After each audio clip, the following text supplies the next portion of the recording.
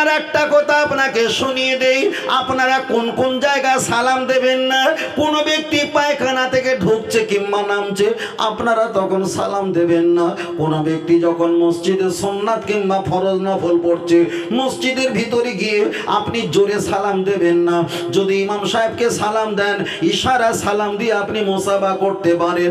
আর একটা বলছি, স্বামী স্ত্রী যদি এক জায়গায় থাকে, আপনি জানতে পেরেছেন, সেখানে আপনি দরজার কাছে জোরে জোরে আওয়াজ দিয়ে সালাম দেবেন না।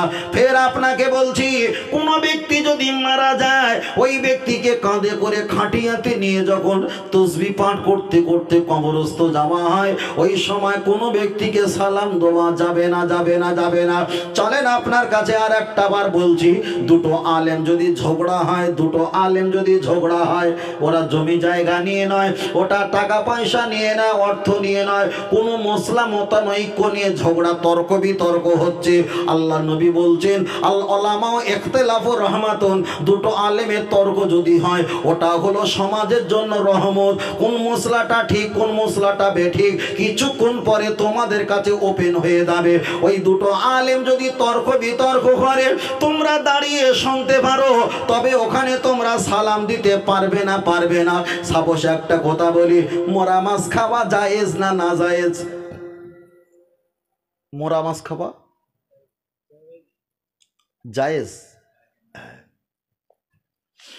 আল্লাহ নবী প্রথম খলিফা আবু বকর সিদ্দিক রাদিয়াল্লাহু তাআলা আনহু, ওনার জামাই হলো জুবাইর ইবনুল আওয়াম, মানে নবী পাকের বড় জামাই, নবী পাকের চাইতে বড় জামাই, মানে যাকে বলা হয় আম্মা জান আয়েশা সিদ্দিকা রাদিয়াল্লাহু তাআলা আনহাকে দয়ার নবী বিবাহ করেছিলেন।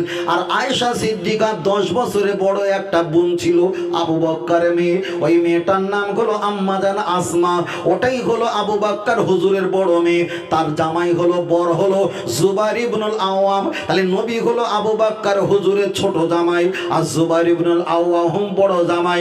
আল্লাহ নবী বিদায় নিয়ে চলে গেছেন। এক সময় আবু বকর হুজুর আমার মার্কেট বাজার থেকে কিছু মোরা মাছ কিনে নিয়েছেন।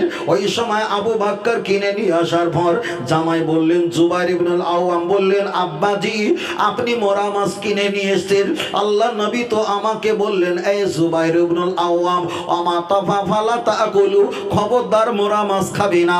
আমি মুহাম্মদ সাল্লাল্লাহু আলাইহি ওয়াসাল্লাম হারাম ফতোয়া দিলাম। আল্লাহ নবী প্রথম খলিফা আবু বকর বললেন, তোমাকে নবী বলেছে মোরা মাছ খাওয়া হারাম। নবী তো আমাকে বললেন, আবু বকর আত্তাফি হালালুন, মরে যাওয়া মাছ খাওয়া হালাল, খবরদার ফেলে দিবি না। আল্লাহ নবী আমাকে বলেছে হালাল, তোমাকে বলেছে হারাম, ব্যাপারটা কি? শরীয়তের মাসলা হলো আবু বকর হুজুর মোরা মাছ খাওয়া জায়েজ বলেছে, ঠিক বলেছে। জুবাইর ইবনুল আওয়াম তিনিও মোরা মাছ খাওয়াটা হারাম বলেছেন, ঠিক বলেছেন। যার ব্যাখ্যা হলো, আপনাদের এখানে পুকুর আছে, পুকুরে এমন একটা মাছ মারা গেছে যার টিপলে শক্ত, রক্ত টাটকা, গোস্ত টাটকা, রক্ত কোনো জীবাণু যার সৃষ্টি হয়নি। আবু বকর হুজুর ওই মোরা মাছ খাওয়াটা জায়েজ বলেছেন। আর জুবাইর ইবনুল আওয়াম বলেছেন, আমা তাফা ফালা তাকুলু, পানিতে ভেসে ওটা মাছ খাওয়া হারাম। যে মাছটা মরে যাওয়ার পর কাঁকড়া কিংবা পাখি কোনো তাকে কিছু খেয়ে ফেলেছে এবং পানিটা দুর্গন্ধ করে ফেলেছে, কিন্তু পেট পচে গেছে, রক্ত জীবাণু যার সৃষ্টি হয়েছে, ওই রকম রোগগ্রস্ত বদরক্ত ওয়ালা মাছ শরীয়তে খাওয়া হারাম। তাহলে আবু বকর হুজুর ঠিক বলেছেন, জুবাইর ইবনুল আওয়াম ঠিক বলেছে।